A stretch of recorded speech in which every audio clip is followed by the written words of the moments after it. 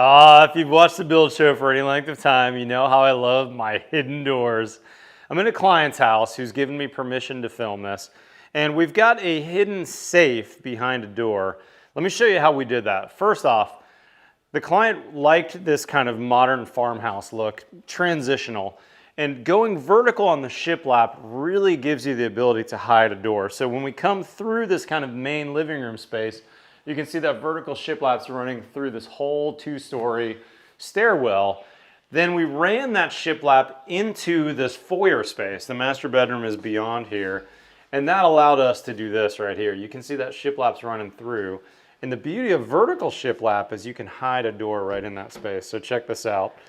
Little Sugatsuni touch latch, and boom, we've got this beautiful custom safe by Sturdy Safe hidden below. The client's logo was actually custom designed or custom done by the safe company.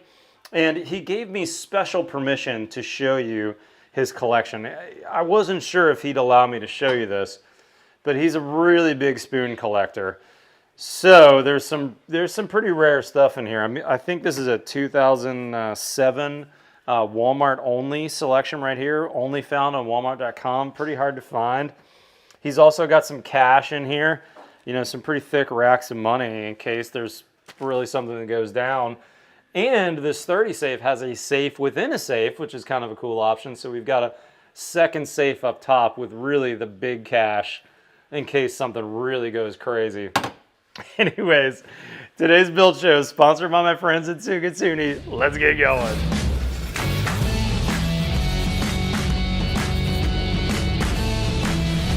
All right, y'all, so hidden safe, hidden doors. Hidden doors are super fun for me as a builder. They really show off my craftsmanship. And let me show you a couple of things that allow me to pull these off. I've done a lot of these over the years, and I actually stumbled upon this hardware, gosh, almost 15 years ago, like 2007, 2008. This is a piece of hardware by Sugatsuni, which is a concealed hinge.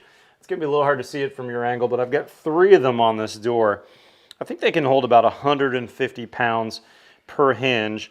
And the beauty of this hinge is it gives some adjustment after the fact, both up, down, in, and out. So as we're cladding this door, this really gives us the ability to do some special things in terms of micro adjustment. The other critical piece of hardware on a hidden door is this. So this one is a detachable. This is by Sugatsuni. This is a touch latch, which has a pretty fair amount of throw on it, because you need, for a heavy door like this, the ability to push it out. Now this is a quite heavy door. When my guys were installing the safe, we had to take the door off, and by the way, this safe weighs like 1,600, 1,700 pounds, something like that. So how about we rewind time, and let me show you some footage on how we built the door, how we clad the walls, and then how we installed the safe. Once we get the door sized, you saw we ripped it with that Festool track saw. The next step is going to be to clad the door, again with making sure that that spacing is going to work out for your jam size. And now you can see on the bottom of that door, there's the sticker from Builder's First Source, but now you can see that it's got that LSL core, which is basically a type of structural lumber, that the entire core has that. It's not particle board, it's not hollow core. You need something that's really going to be solid, and I'm going to tell you why in just a second here. And then you also want to think about your thickness of your cladding and your thickness of the door. The door itself is an 1 3/4 inch door, and you can see this shiplap that we use. This happens to be Windsor 1 shiplap. They make a really nice high-grade product, all pre-primed, very, very stable. It's a true 3/4 product, you can see on my tape there, which means that door, when it's all said and done, this is a thick door. We're talking about a 2.5 inch thick door between the cladding, the shiplap, and that 1 3/4 inch door. Pretty beefy.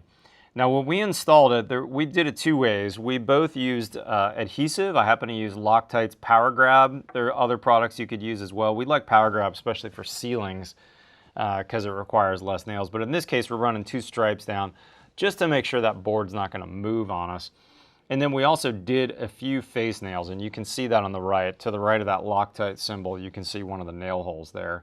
So we're putting the cladding down, and then later you can see it's a little bit long. Later we're going to trim that to the exact size that we need to get the correct undercut on the door. So these are all cladding images. It really doesn't take very long to clad it. But again, you do want to make sure that you tack that cladding down really, really well. And that's where we're using a combination of both glue and staples on this project. Now, hardware, this is critical. This is the Sugatsuni hardware that I use. Comes in a bunch of different finishes. I didn't get a good image of this, but if you look at the hinge on the right in this image, you're going to notice that extra kind of line around it. One of the things I love about this hinge is that it's removable. You can loosen a couple screws on there, and we can take the door off the hinge after it's installed. That's a really, really big deal. The barrel type hinges that are hidden hinges, they're great, but you can't take the door off. And the other thing is they're not very adjustable. These are adjustable in a bunch of different ways. And if you were to kind of zoom in on this image, you would see right here, it shows that plus minus on there. There's a plus minus here and here and here. We can really micro finely adjust the hinge afterwards, up, down, right, left, and in, out on the opening. So we ended up using 3 hinges on the job. And as I mentioned earlier, you can get them in a bunch of different varieties. This package must have been an old image I had, because this shows champagne gold, but what I actually used was white. And I don't know if I have an image of it, but the screw covers do get a plastic cover piece on there so that you don't see any adjustments later. Now here's the reason you got to clad it first. You can see it on this image. Once that hinge is routed into the door face, you're going to notice that it's routed into the door, but it's also routed into the cladding, because to the right of that cladding is the front, and the hinge is actually oriented towards the front of the door because the door is so darn thick. So that's why you have to clad first. It's also another big reason why we want that stave core door, because we want those screws that are getting sunk in here to go nice and deep. And oftentimes if you have a hollow core door, you only have a very tiny spline on the edge of the door that's solid for, let's say, short screws. And we want nice depth for this hinge, and we also want good depth for our screws. Okay, this door is clad. It's ready for the paint booth. Okay, once the door now is painted, then it's time to install that door. And the very last piece of hardware that's going to get installed at the very end after the door is painted and installed and looking good is this right here. This is that touch latch or push to open, depending on what you call them.